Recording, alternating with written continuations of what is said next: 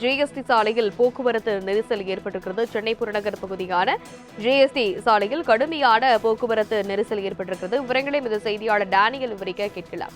Daniel, வடக்கும் போக்குவரத்து நெரிசலை சீர்படுத்துவதற்கு போக்குவரத்து காவல்துறை தரப்பிலிருந்து நடவடிக்கை எதுவும் மேற்கொள்ளப்பட்டிருக்கா?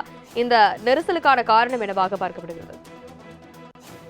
வணக்கம் தனலட்சுமி. தாம்பரம் அருகே கனரக வாகனத்தில் டயர் வெடித்ததுனால இரும்புலியூரிலிருந்து பெருங்குளத்தூர் வரை தற்பொழுது கடுமையான போக்குவரத்து நெரிசலான ஏற்பட்டிருப்பதை நம்மால் பார்க்க முடிகிறது. சென்னை புறநகர் பகுதியில் வசித்து வரும் பொதுமக்கள் சென்னையிலிருந்து பணிபுரிந்து வருகின்றனர்.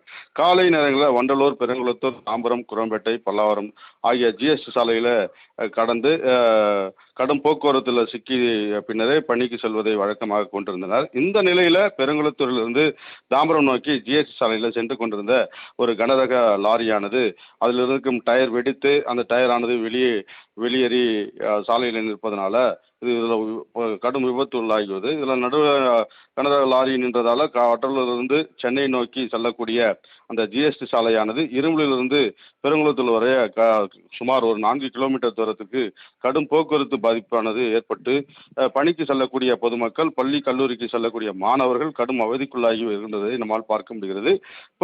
இந்த போக்குவரத்து சீர் செய்யும் பணியில் போக்குவரத்து போலீசார் மற்றும் சட்ட ஒழுங்கு போலீசார் ஈடுபட்டு வருகின்றனர்.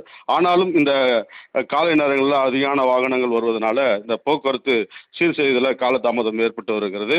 இந்த கனரக வாகனங்கள் அதாவது 10 மணிக்கு மேல் தான் இந்த சென்னைக்குள்ளே வர வேண்டும். ஆனால் இது காலையில் 9 மணிக்குள்ளாக நடைபெற்ற இந்த சம்பவமானது இந்த ஜிஎஸ்டி சாலையில் நடுவே நிற்பதனால இந்த கனரக வாகனத்தை அகற்றும் பணி காலதாமதம் ஏற்பட்டு வருவதை நம்மால் பார்க்க முடிகிறது. தனலட்சுமி, விவரங்களுக்கு நன்றி டேனியல்.